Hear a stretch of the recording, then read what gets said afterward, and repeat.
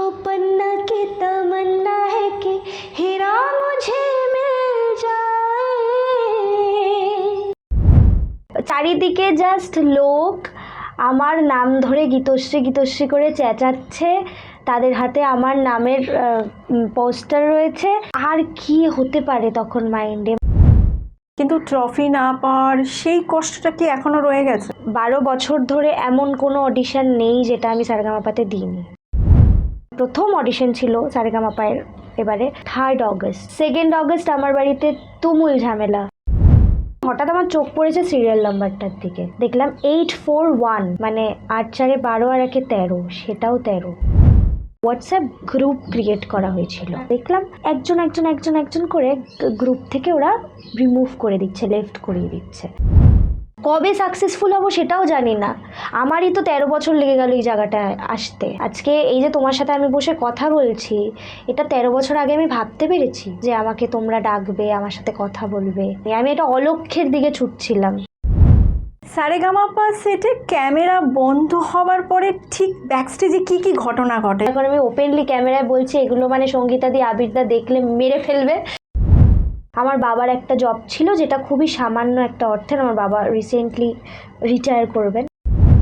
আমাদের একটা দরমার ঘর ছিল, চোখের সামনে দেখলাম আমফান ঝড় এলো এবং আমার ঘরটাকে ভেঙে দিয়ে চলে গেল এবং আমার মাথার উপর থেকে ছাদটা উড়ে গেল।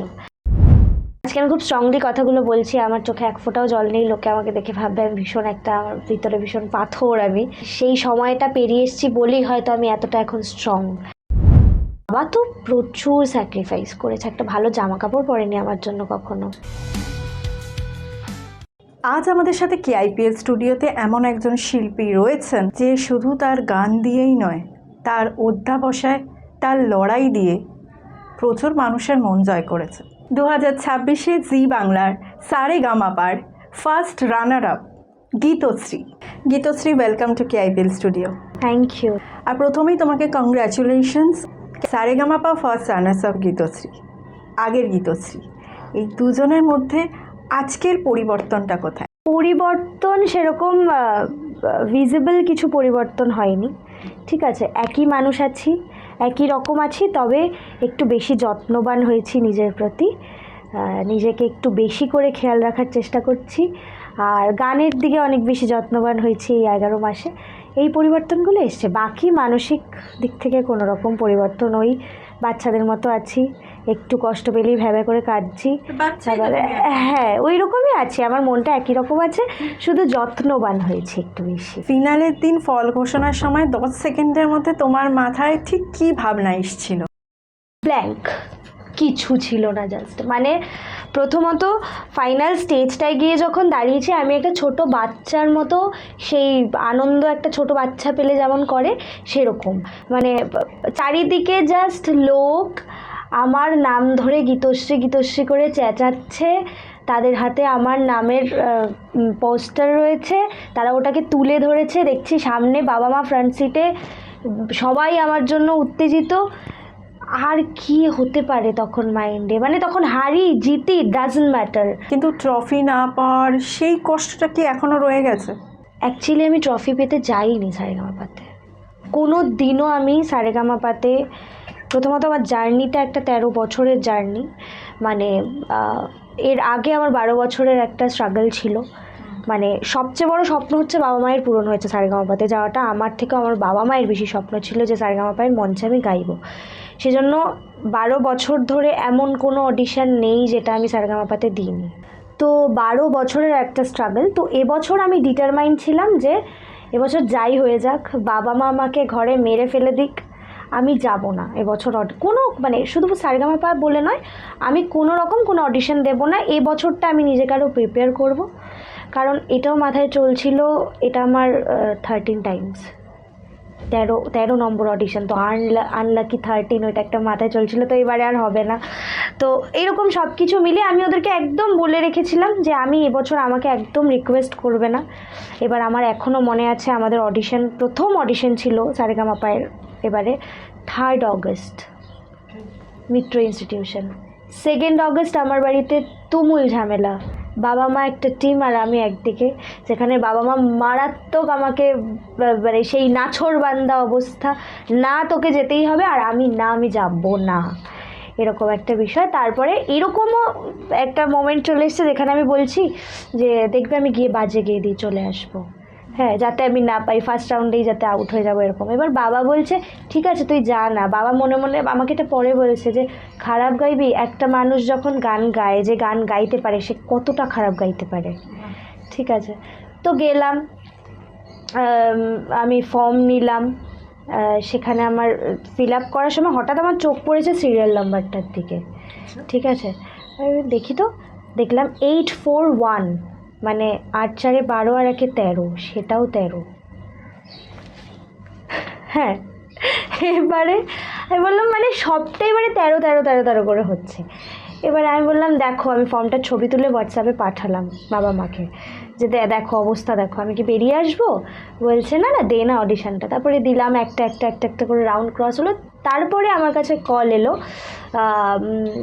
আমরা একটা গ্রুমিং রাউন্ড অডিশন করছি, যেখানে একটা গ্রুমিং সেশন হবে 5 দিনের, তারপরে আরেকটা রাউন্ড হবে, যেটা তো তুমি কোয়ালিফাই করলে তবে তুমি গ্র্যান্ড রাউন্ড অডিশন, যেটা টিভিতে দেখানো হলো আমাদের, সেই অডিশনে তুমি পৌঁছতে পারবে, তারপরে তুমি সিলেক্টেড হবে ফর মেন মানে যেটা জার্নি সেটার জন্য। তো যাই হোক, গ্রুমিং রাউন্ড অডিশন হলো, মানে 5 দিন গ্রুমিং হওয়ার পর একটা অডিশন অ্যারেঞ্জ করলেন ওনারা। সেখানে বলা হলো, আমরা ওই সময় লাগেজ নিয়ে গেছিলাম 5 দিনের জন্য, তো বলা হলো সবাই বাড়ি চলে যাবে, যারা সিলেক্ট হবে তারা তাদেরকে ফোন করে বা মেসেজে ডেকে নেওয়া হবে। আমরা সবাই বাড়ি চলে এলাম, গাড়িতে উঠেছি।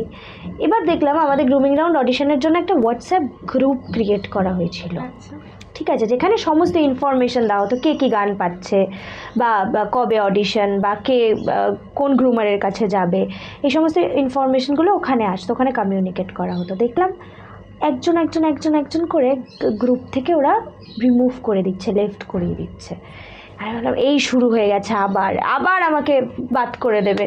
এবারে আমি দেখলাম উইদিন সেকেন্ড আমিও লেফট ওই গ্রুপ থেকে। গাড়িতে আস্তে আস্তে দেখালাম এরকম, আমি রিমুভ হয়ে গেছি। এবার আমি বাবাকে দেখালাম যে দেখো আবার হয়ে গেছে, আবার বাদ করে দিয়েছে। এবারে বাবা বলছে দাঁড়া। আমার কি মনে হলো, আমার আর ওখানে যারা বন্ধুবান্ধব তখন হয়েছিল তাদেরকে একটা ফোন করলাম, ফোন করে জানতে পারলাম হোয়াটসঅ্যাপ গ্রুপটাই ডিলিটেড, হোয়াটসঅ্যাপ গ্রুপটাই নেই। ঠিক আছে, তো এবারে ঠিক আছে, তার বাড়িতে ঢুকলাম। এবার মা বাড়িতে ঢুকছি লাগেজটা নিয়ে, মা বললো এবার জামা কাপড়গুলো নামিয়ে রাখি, আর তো হয়ে গেল, আর তো এবারেও তো হলো না, কাছাকাছি করতে হবে। আমি খাটটায় গিয়ে বসেছি, হঠাৎ করে আমার মোবাইলে একটা notification, you have been selected for Zee Bangla Saregamapa grand round audition 2025 to 2026 বলে একটা নোটিফিকেশন এলো, তুমি আবার লাগেজ নিয়ে কালকে সকালে চলে এসো। এবং যখন ঢুকছি ঘরে, বাবা তখন বলেছিল না জামা কাপড় নামাবে না, ওকে কালকে সকালেই চলে যেতে হবে, এটা নর্মালি বলেছিল। এবং তারপরে ওই নোটিফিকেশনটা, মানে বাবা এবছর যা যা যা যা বলেছে সবটা মিলে গেছে। তো আমি ভেবেছিলাম গ্র্যান্ড রাউন্ড অডিশনে গাওয়াটাই আমার কাছে বড়, আমি পেলাম কি না পেলাম, আমি যেদিন গ্র্যান্ড রাউন্ড অডিশনে গিয়ে দাঁড়িয়েছি না, এবং যখন সিলেক্ট হলাম তখন দেখলাম বাবা মা হাসছে কাঁদছে দুটো একসাথে করছে, আমার তখনই জেতা হয়ে গেছে ট্রফি, আমার ট্রফি তখনই জেতা হয়ে গেছে। আমি বললাম এর থেকে আনন্দ কিছু হতেই পারে না, মানে ওরা ওদের সমস্ত সুখটা পেয়ে গেছে যে আমি মেইন জার্নিতে এন্ট্রি করি। আমি প্রথম দিন থেকে সারেগামাপাতে যখনই গেছি আমার এটা মাথায় ছিল যে আমি যখন এই অপরচুনিটিটা পেয়েছি তখন এটা আমি কাজে লাগাবো অ্যাজ অ্যান আর্টিস্ট। আমাকে ভালো গাইতে হবে, আমার গানটা যাতে লোকের ভালো লাগে। একটা ট্রফি জিতে নিয়ে চলে এলাম, মানুষের কাছে জায়গাই করতে পারলাম না, আমার মনে হয় না এটা খুব একটা কার্যকরী। আমার মনে হয় আমার গানটা মানুষের কতটা ভালো লাগছে। আজকে আয়ুষ চ্যাম্পিয়ন, আয়ুষের কত বড় একটা ফ্যান বেস, তার গান লোকে পছন্দ করছে, আমার মনে হয় ট্রফিটার থেকে ওইটা বেশি ইম্পর্টেন্ট। তোমার এত বছরের জার্নি, যে 13 বছরের জার্নি তুমি বারবার বলছো, এই জার্নিতে তোমার কি স্যাক্রিফাইস করতে হয়েছে? কি করতে হয়নি, কি করতে হয়নি। কিন্তু আমি এটা মনে করি যে প্রত্যেকটা শিল্পীর জীবন স্যাক্রিফাইস ছাড়া নেই। কেউ কোনো শিল্পী আজ অবধি বলে না যে আমি ভীষণ একটা মানে বলে না বলছি না, কোনো শিল্পী এরকম নেই যারা স্যাক্রিফাইস ছাড়া এমনি এমনি হয়ে গেছে। শিল্পী মানেই তার স্যাক্রিফাইস আছে।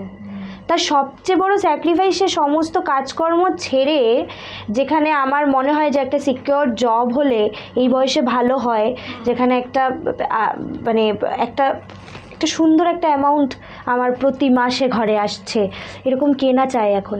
কিন্তু সেখান থেকে বেরিয়ে যারা আর্টিস্ট, তাদের এরকম কোনো বিষয়ই নেই যে সাকসেসফুল হয়ে যাব। কবে সাকসেসফুল হব সেটাও জানি না। আমারই তো 13 বছর লেগে গেল এই জায়গাটায় আসতে। আজকে এই যে তোমার সাথে আমি বসে কথা বলছি, এটা 13 বছর আগে আমি ভাবতে পেরেছি যে আমাকে তোমরা ডাকবে, আমার সাথে কথা বলবে, কিন্তু ভাবতেই পারিনি। আমি এটা অলক্ষ্যের দিকে ছুটছিলাম। তো আমার মনে হয় সমস্ত শিল্পীর জীবনে স্ট্রাগল রয়েছে, আমার জীবনেও ছিল। আমার জীবনে সবচেয়ে বড় স্ট্রাগল যেটা ছিল, আমার ব্যাকে কেউ ছিল না যে আমাকে মানে সারাক্ষণ ওই একটা সাপোর্ট করে যাবে, আমার বাবা মা ছাড়া, যে আমার এই পথটা অনেকটা মসৃণ হবে, যার জন্য এরকম কেউ ছিল না। আমার বাবার একটা জব ছিল যেটা খুবই সামান্য একটা অর্থের, আমার বাবা রিসেন্টলি রিটায়ার করবেন, তো ওইটুকু পয়সার মধ্যে আমাদের সমস্ত কিছুটা সামলাতে হতো। এবং বাবা সবসময় চেয়েছিলেন আমাকে বেস্ট লোকের কাছে শেখাবেন, বেস্ট জায়গায় শেখাবেন, এবং তার জন্য একটা অর্থের প্রয়োজন। আর্থিক সঙ্গতি আমাদের অনেকটা দুর্বল ছিলাম আমরা সেদিক থেকে, এটা আমাদের সবচেয়ে বড় অসুবিধার একটা জায়গা ছিল। এখনও খুব একটা হয়ে গেছে সেটাও বলছি না আমি, এটা কোনোদিনও আমি আজকে এতটুকু পাচ্ছি, কালকে গিয়ে আমার মনে হবে এতটা পেলে ভালো হয়, তারপরের দিন মনে হবে এতটা পেলে ভালো হয়।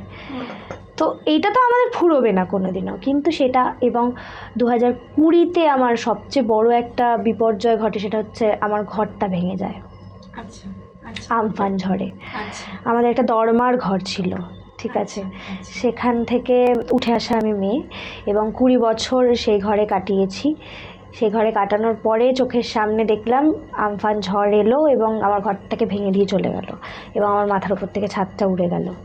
সামনের বাড়ি আমাদের রেস্কিউ করলেন, এবং ওনারা আমাদের কাছে ভগবান, ঈশ্বর। ওদের বাড়িতে আমরা 2 বছর থাকলাম, এবং আমার অনেকটাই চলে আমার মানে কি বলবো, অনুষ্ঠান করতে হয় আমাকে, তো সেই অনুষ্ঠান তখন বন্ধ।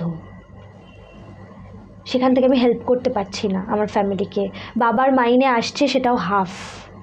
তো সেই সময় ওনারা আমাদের দেখেন, আমাদের সামনের বাড়ি আমার বাবার বন্ধু ছিলেন ওনারা আমাদেরকে 2 বছর থাকতে দেন, এবং বলেন যে আজকে আমি খুব স্ট্রংলি কথাগুলো বলছি, আমার চোখে এক ফোঁটাও জল নেই, লোকে আমাকে দেখে ভাববে আমি ভীষণ একটা, আমার ভিতরে ভীষণ পাথর, আমি সেটা নয়।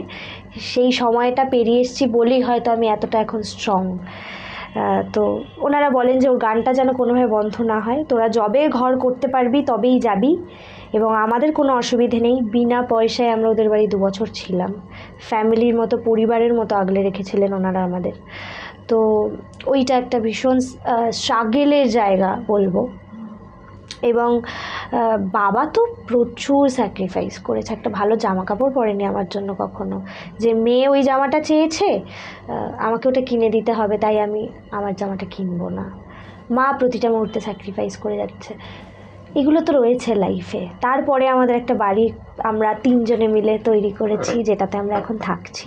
প্রচুর লোকের কথা শুনতে হয়েছে, যেটা ওরা কানে নেয়নি, ঠিক আছে। বাবা মাকে প্রচুর লোকের, মেয়েকে গানেই কেন, পড়াশুনোয় যদি আরেকটু ঠেলা যেত তাহলে সেক্ষেত্রে তো মেয়ে একটা ভালো চাকরি করতো, ঠিক আছে। বাবা মা কোনোদিনও শখ মেটায়নি নিজেদের, এটাই তো সবচেয়ে বড় স্যাক্রিফাইস। বাবা মা কখনো ভাবেইনি যে আমাদের এটা দরকার, আমাদের সেটা দরকার। মেয়ে কোনটাকে ভালোবাসছে, বাবা মা তো মানে চাইলেই আমাকে বলতে পারতো গান বাজনা করতে হবে না, পড়াশুনো করে একটা ভালো চাকরি কর, যেটাতে আমাদের কোনো ছেলে নেই, হ্যাঁ তুই আমাদের জন্য। তো এটা তো ওনারা কখনো ভাবেননি, সবসময় ভেবে গেছেন আমি যেটাকে ভালোবাসি, যেটা আমার নেশা, সেটাকেই যাতে আমি পেশা বানাতে পারি, ঠিক আছে। এখন আমার নেশা আর পেশা দুটো একই জায়গায়। তো এটা তো সবচেয়ে বড় স্যাক্রিফাইস আমি মনে করবো আমার বাবা মায়ের, যে ওনারা নিজেদের কথা ভাবেননি যে লোকে কি বললো, আমাকে কে বলছে যে মেয়েকে কেন গান করাচ্ছি, কেন বা অন্য কোনো দিকে বা পড়াশুনোর দিকে একটু বেশি পুশ করছি না। চাইলে যদি পড়াশুনোর দিকে বেশি পুশ করতে আজকে হয়তো আমি ডাক্তার ইঞ্জিনিয়ার হয়ে বসে থাকতাম। আমি পড়াশোনা খুব একটা খারাপ ছিলাম না, তো সেদিক থেকে তো চাইতেই পারতো। কেন এই একটা যেখানে কোনো ভরসা নেই পরের দিকে, যে এই যে 13 বছর ধরে আমি মানে 12 বছর একটা অলক্ষ্যের দিকে দৌড়িয়েছি, কোনো সাকসেস নেই, কিছু নেই। হ্যাঁ, 12 বছর ধরে আমার কিছু তালিম নিয়ে গেছি, তারা তো ভরসাটা রেখেছেন যে ও পারবে, একদিন পারবে। এটা তো আমি বলবো মানে আমার সবচেয়ে বড় সাপোর্ট। আমি সারেগামাপা সেটে আবার ফিরে যাচ্ছি। হ্যাঁ, সারেগামাপা সেটে ক্যামেরা বন্ধ হওয়ার পরে ঠিক ব্যাকস্টেজে কী কী ঘটনা ঘটে যেটা আমরা দর্শকরা হয়তো টেলিভিশনে দেখতে পাই না? ভীষণ মারপিট চলে আমাদের প্রত্যেকটা কন্টেস্টেন্ট। এইবারের ব্যাচটা না মানে ওরাও বলে, মানে আমাদের টিম বলে, সারেগামাপার টিম, যে বেস্ট ব্যাচ এভার। ঠিক আছে, বেস্ট ব্যাচ, মানে এরকম ভালো ছেলে মেয়ে আমরা পাইনি, ওরা এটা স্বীকার করে। এবং এটা একদম আমাদের প্রথম বলেনি, প্রথম ভীষণ শাসন করতো সব সময়, মানে প্রথম না, শেষের দিকে এসো আমরা এটা জানতে পেরেছি ফিনালের পরে যে আমরা বেস্ট ব্যাচ। ঠিক আছে, যারা ভীষণ বাধ্য, ভীষণ বাধ্য, এবং কারোর মধ্যে কোনো পাকামি নেই। ঠিক আছে, সবাই ভীষণ চাইল্ডিশ আর কি।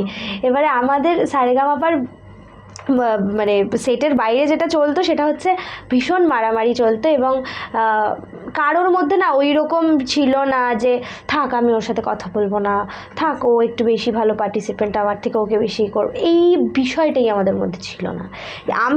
আমি আর সৃজন হচ্ছে আমার মারপিটের দোস্ত। ঠিক আছে, কিছু কোনো কথাবার্তা নেই, আমাকে একটা মেরে দিয়ে চলে গেল, আমি আবার দৌড়চ্ছি ওর পেছনে, ওকে মারতে হবে আরেকটা।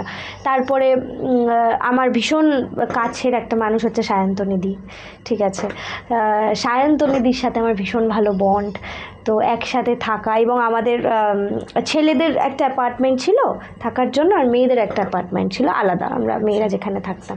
তো আমরা যখন লাস্ট 5টা মেয়ে, মানে হ্যাঁ 5 জন মেয়ে, আমি, রিয়া, অনন্যা, প্রমি, সায়ন্তনিধি, আমরা আগে না আমি, রিয়া আর সায়ন্তনিধি একটা রুমে থাকতাম, অনন্যা আর প্রমি আরেকটা রুমে থাকতো। তো আমরা ভাবলাম যে কেন আমরা একসাথে থাকতে পারি না, ওরা কেন আলাদা রুমে থাকবে, আর তো কয়েকটা দিন কেটে গেলে তো হয়েই গেল, পুরো হস্টেল লাইফ আমরা লিড করেছি ওখানে।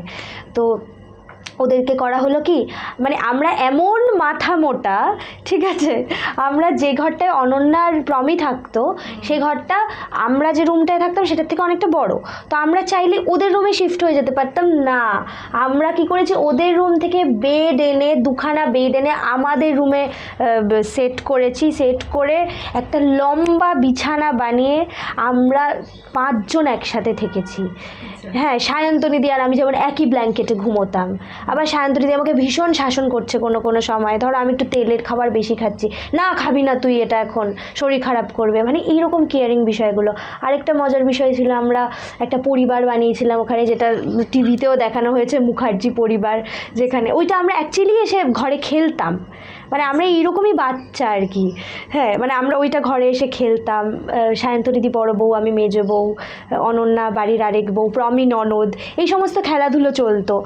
উনো খেলা চলতো, যেটা খুব স্পেশাল আমাদের কাছে, এখনও দেখা হলে সৃজন উনো নিয়ে আসছে, আমরা উনো নিয়ে বসে পড়ছি। তো এগুলো সারা জীবন মনে রাখার মতো। ঠিক আছে, তার মধ্যে রয়েছে বকাঝকা। গানটা আমার কালকে চাই, মানে টিমের আর কি, কালকে চাই মানে চাই, তুমি কি অবস্থায় আছো, কিসের মধ্যে আছো, তোমার মন খারাপ, শরীর খারাপ, আমরা কেয়ার করবো না, আমার কাজটা কাজের জায়গায়। সারাদিন রিহার্সাল গ্রুমিংই চলতো। এই সময়গুলো বের করতাম আমরা করার জন্য, এই দুষ্টুমিগুলো আমরা করবই। আমাদের ওখানে জাঙ্ক ফুড খাওয়া বারণ ছিল, এখন আমি ওপেনলি ক্যামেরায় বলছি, এগুলো মানে সঙ্গীতাদি আবিরদা দেখলে মেরে ফেলবে। আমরা জাঙ্ক ফুড খেতাম, লুকিয়ে খেতাম। ওদের হাত থেকে বেরিয়ে গেছে কন্ট্রোল। আমার এখন সত্যি কথা বলতে আপত্তি নেই। তখন হ্যাঁ রে কালকে পিৎজা খেয়েছিস, কই না তো দিদি, পিৎজা পিৎজা কি হয়, মানে এরকম একটা মুখের আব্বা। ওনারা ঠিকই বুঝতে পারছে।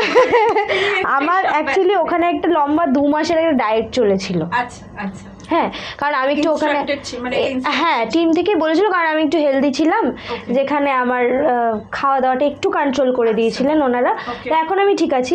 তো সেখানে গিয়ে আমি একদিন বিরিয়ানি খেয়ে এমন বকা খেয়েছি, এই শাসনগুলোও চলতো, এগুলো ভীষণ না এখন মিস করি। তো এই বন্ধুত্বের মধ্যে কি প্রতিদ্বন্দ্বিতাও ছিল? আমার তো কারোর সাথে ছিল না। আমি খুব সত্যি কথা বলছি, বাকিদেরটা আমি বলতে পারবো না, আমার কারোর সাথে ছিল না, কারোর সাথে না। এরকমও হয়েছে যে কোনো জায়গায়, মানে আমি জানি না, আমার মনে কারোরই ছিল না, আমার তো মনে হয় না, আমি মনে করতে পারি না এরকম। কারণ এরকম কোনো গান হয়েছে যেটা আমার মনে হয়েছে যে সায়ন্তনীদি বা প্রমি ওই জায়গাটা আমার থেকে একটু বেশি ভালো গাইতে পারবে। তো গ্রুমার্সদের কাছে তো সারাক্ষণ আমাদের গ্রুমিং চলছে, প্রত্যেকে আমাদের সারাক্ষণ একটা সাজেশন দিচ্ছেন। তার বাইরে গিয়েও আমরা কোথাও, আমি তো করেছি এরকম, সায়ন্তনীদি একটু গিয়ে বলো তো এই জায়গাটা কেমন হতে পারে। আবার সায়ন্তনীদির ক্ষেত্রে বা প্রমির ক্ষেত্রে হয়েছে, প্রমি আমাকে এসে বলছে, গীতশ্রীদি এই জায়গাটা পারফরমেন্সটা কেমন করলে ভালো হয় গো, একটু আমাকে বলো তো। সেই জায়গায় আমি দেখিয়ে দিচ্ছি বা সায়ন্তনীদি দেখিয়ে দিচ্ছে, এগুলো চলতো। তো আমার মনে হয় না কারোর ওই রকম আমার দিক থেকে ছিল না। এমন কোনো পারফরমেন্স আছে যেটা মনে হয় যে আরও বেটার হতে পারতো, সেটা নিয়ে আফসোস আছে? হ্যাঁ, অনেক আছে এরকম অনেক আছে। তার মধ্যে খুব বেশি হচ্ছে না, এখনই না, যেটা তোমার মনে হয় যে এটা আরো বেটার হতে পারে না এখনই না, সেটা এখনই দুটো লাইন। ওরে ভগবান, এই গানটা গাইতে গেলে আমি এখনো কাঁদবো। আমার যেটা গাইতে সবচেয়ে বেশি ভালো লাগে, ওখানে গেয়েছি ফিনালের গানটা, অবশ্যই ওটা আমি লাস্টে গাইবো, ঠিক করে রেখেছি। আর যেটা আমার এই গানটা আমার বাবারও খুব পছন্দের, আমাকে ফোর্স করে করে এটা তুলিয়েছে, এবং ওইটা আমি সেকেন্ড এপিসোডে গিয়েছিলাম, মানে সিলেক্ট হওয়ার পরের দিনই ফার্স্ট এপিসোডের গান ছিল আমার ওটা। पन्ना की तमन्ना है कि हीरा मुझे मिल जाए, चाहे मेरी जान जाए, चाहे मेरा दिल जाए। ओ पन्ना की तमन्ना है कि हीरा मुझे मिल जाए, चाहे मेरी जान जाए, चाहे मेरा दिल जाए। Thank you. আমি আর আজকের থেকে বেশি গাইব না, নাক বন্ধ আমার। এক্সিলেন্ট। তোমার নাক বন্ধ কিন্তু মনটা তো খোলা আছে, আবেগটা পুরো জাস্ট বেরোচ্ছে প্রস্ফুটিত হয়ে। তো বাবার খুব পছন্দের গান। কোন বিচারকের মন্তব্য তোমার আইডিওলজি চেঞ্জ করে দিয়েছে, মানে বলতে পারো তোমার জীবনের অনেক ভাষাই বদলে দিয়েছে? আমি দুটো মানুষের কথা বলবো। এক হচ্ছে শান্তনু স্যার। শান্তনু স্যার, যার কাছ থেকে আমি থ্রু আউট সিজন ভীষণ বকা খেয়েছি, প্রচুর বকা, শেখার জন্য বকা। হ্যাঁ, প্রত্যেকটা টাইম প্রচুর বকা খেয়েছি। কিন্তু ওই মানুষটাই আমার নিজের গলাটা যে কি, আসল যে আমার গলাটা, সেটা আমাকে চিনতে সাহায্য করেছে। প্রথম দিকে ভীষণ বকেছেন, তারপরে উনি বিষয়টাকে অ্যানালাইজ করে বিষয়টাকে বের করেছেন যে আমার কোথাও কি সমস্যা হচ্ছে। দেন উনি গ্রুমার্সদের সাথে কথা বলেছেন এই বিষয়টা, আমি পরে শুনতে পেয়েছি। তো তারপরে গিয়ে এত হেল্প পেয়েছি আমি ওনার থেকে, আমি মিথ্যে কথা বলবো না। মানে এরকমও হয়েছে, পোডিয়ামে বসে আছি, উনি এসে আমাকে মাইক কিভাবে, মানে আমার হয়তো তার নেক্সট পারফরমেন্স, উনি এসে আমাকে দেখিয়ে দিচ্ছে মাইকটা কোন জায়গায় রাখলে ঠিকঠাক প্রজেক্ট করতে পারবো আমি ভয়েসটা, এবং কিভাবে গাওয়া উচিত। এরকমও বলেছিলেন একটা ফাঁকা ঘরে গিয়ে তুই আলাদা গেয়ে দেখবি যে তোর ভয়েসের জোর কতটা, ফুললি। ঠিক আছে, ধর পন্না কে এটাই আমি পন্না কে তমন্না হ্যাঁ, এইভাবে গেয়ে দেখবি যে তোর ভয়েসের জোর কতটা, কোনো ইমোশন দিবি না, জোরে গাইবি, গিয়ে দেখবি ওইটাকে তুই কন্ট্রোল করে স্টেজে গাইবি, ওই ভয়েসটাকে রেখে ওই ভয়েস জাস্ট ইমোশনটা পুট করবি। তো এইগুলো ভীষণ বড় পাওয়া। আরেকটা মানুষ যেটা আমার কাছে খুব স্পেশাল, অন্তরা ম্যাম বলেছিলেন যে একটা গান গাওয়ার পরে যে আমি যদি কোথা দিয়ে গাড়ি নিয়ে যাই এবং সেটা যদি তার পাশে যদি গীতশ্রীর কোনো অনুষ্ঠান হয়, তাহলে আমার এটা বুঝতে অসুবিধে হবে না যে ওটা গীতশ্রী গাইছে, কারণ তোর ভয়েসের একটা নিজস্বতা আছে, এবং এটাকে সবসময় টিকিয়ে রাখবি, এবং সেটা আমার মাথায় এখনও সবসময় চলে যে আমাকে ফলো করবো না। আমার নিজের ভয়েসটা কী, নিজের গলাটা কী, সেটাকে অবশ্যই আমাকে সারাটা জীবন বাঁচিয়ে রাখতে হবে। তো এটাকে কমপ্লিমেন্ট বলবো, সাজেশন বলবো, দুটোই। ঠিক আছে, তো এইটা অন্তরা ম্যাম বলেছিলেন, এটা আমার কাছে ভীষণ স্পেশাল। তুমি যদি আবার ফিনালে গাওয়ার সুযোগ পাও তাহলে কি ওই একই গান গাইবে নাকি অন্য কোনো গান বেছে নেবে? তো ফাইনালে দুটো রাউন্ড হয়েছিল, তো দুটো গান গেয়েছিলাম আমি। গেয়েছিলাম হচ্ছে ফার্স্ট এলোমেলো কথা আর শুগু শুগু, মানে আজকি রাত। এই দুটো তো আমি ডেফিনেটলি গাইবো। আচ্ছা। আর তারপরে এটা গেয়েছিলাম ঘর মোড়ে পরদেসিয়া, তো ওইটা নিয়ে আমি ভীষণ ভয়ে ছিলাম। ওইটা না গাইলেও ফার্স্ট যেটা গেয়েছিলাম ওটা তো গাইবই, ওটা আমার ভীষণ ফেভারিট। আমরা এই গানগুলো শেষের দিকে শুনবো। একদম একদম। আমরা গ্রুমারদের বা মেন্টরদের, মিউজিশিয়ানদের নিয়ে কিন্তু সেইভাবে আলোচনা করি না, যারা বিহাইন্ড দ্য সিন থাকে বা ক্যামেরার পেছনে থাকে। আমাদের মেন্টর ছিলেন রথিজিৎ স্যার, আমরা সবাই জানি। রথিজিৎ স্যার তো আমাদের একটা মস্ত বড় পিলার।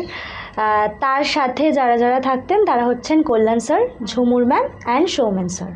এনারা চারজন আমাদের বেসিক্যালি শেখাতেন। ঠিক আছে, রথিজিৎ স্যার হয়তো সবসময় আমাদের শেখাতেন না, ওনার পারিপার্শ্বিক প্রচুর কাজ থাকতো মিউজিক নিয়ে আমাদের সারেগামাপাতেই। তো বেসিক্যালি আমাদের সাথে যারা সবসময় থাকতেন তারা হচ্ছেন কল্যাণ স্যার, ঝুমুর ম্যাম এবং সৌমেন স্যার।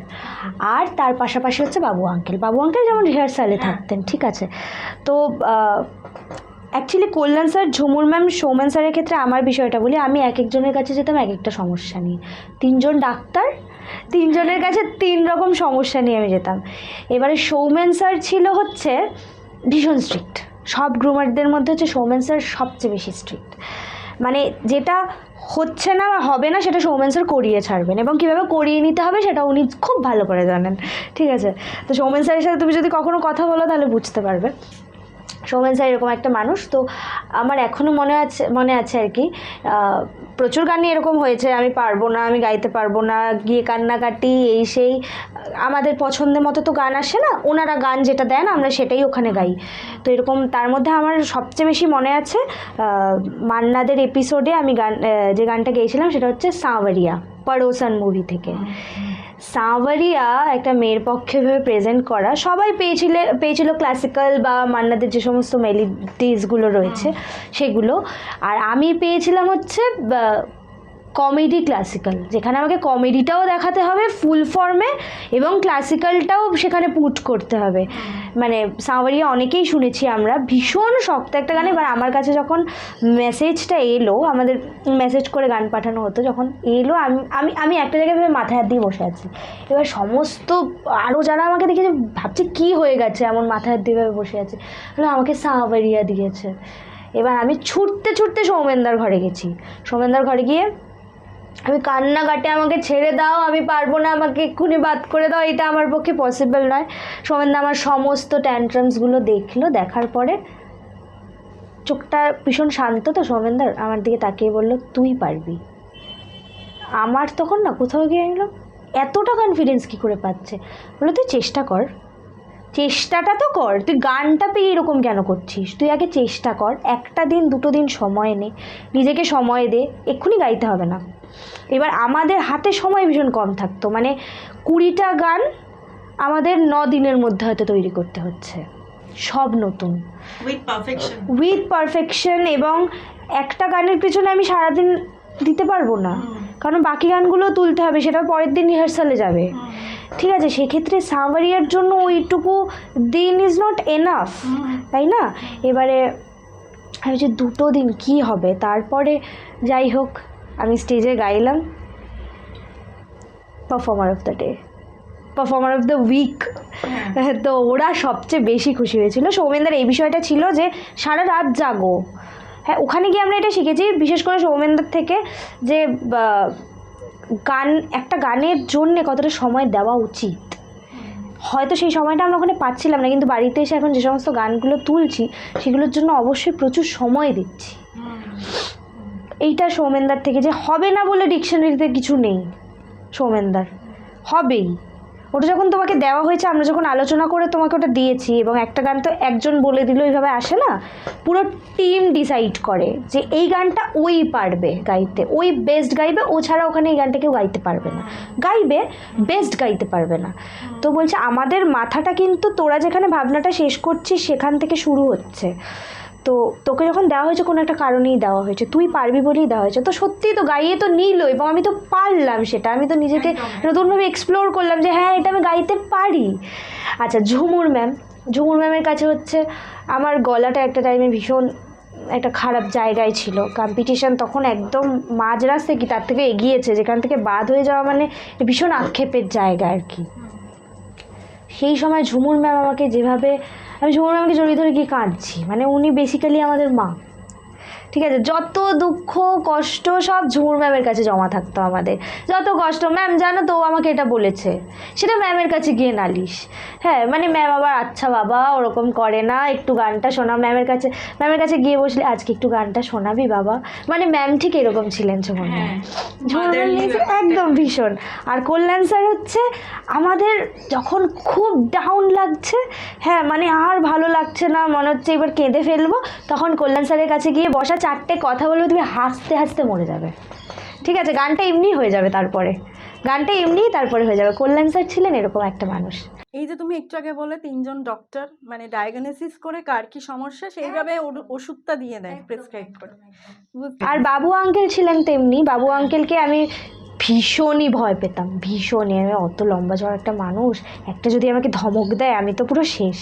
হ্যাঁ, এবং 12 বছর ধরে উনি আমার অডিশন নিচ্ছেন, ঠিক আছে। এই বছর এসে উনি আমাকে বলেছিলেন আমি এটাই চেয়েছিলাম যে তুই তোর যোগ্যতায় নিজের জায়গাটা অর্জন। উনি রেকগনাইজ করতে পেরে, হ্যাঁ প্রত্যেক বছর আমায় দেখছেন, এবং বাবু আঙ্কেলের একটা বিষয় ছিল, আমি জানি না মানে ওই যে বলে না এনারা তো মানে সত্যি কথা বলতে লেজেন্ডসদেরই মতো, তো গানটা তো মারাত্মক, ছোট ছোট জায়গা, মানে আমি ওই জায়গাটা শুনতেই পাইনি, পরে বাবু আঙ্কেল বললো গিয়ে শুনে দেখিস, সত্যিই তো ওটা আছে।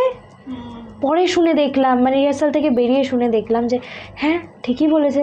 বাবু আঙ্কেল এই ছোটো ছোটো জায়গাগুলো খুব বলে দিতেন। অনেকেই বলছেন ট্রফিটা গীতশ্রীরই প্রাপ্য ছিল, এই ভালোবাসার উত্তরে তুমি কি বলবে? এটা আমার বিশাল বড় পাওয়া, এই যে আপনারা বলছেন পাওয়া উচিত ছিল, এখানেই আপনারা আমাকে ট্রফিটা জিতিয়ে দিয়েছেন। আমার আর কিচ্ছু বলবার নেই, শুধু আশীর্বাদটা, ভালোবাসাটা আমার সারাটা সঙ্গীত জীবনে আপনারা রাখবেন। একটা ছোট র্যাপিড ফায়ারে যাব। সবচেয়ে প্রিয় বিচারক? অনেকে আছে, আমি কারোর নাম প্লিজ, আমি সবাইকে ভালোবাসি, কিন্তু একজন ভীষণ মায়ের মতো ছিলেন ওখানে আমার, কৌশিকী ম্যাম। এবং থ্রু আউট দ্য সিজন যে আমাকে সাপোর্ট তো প্রত্যেকটা জাজ করেছেন, অন্তরা ম্যাম আমার ভীষণ ফেভারিট।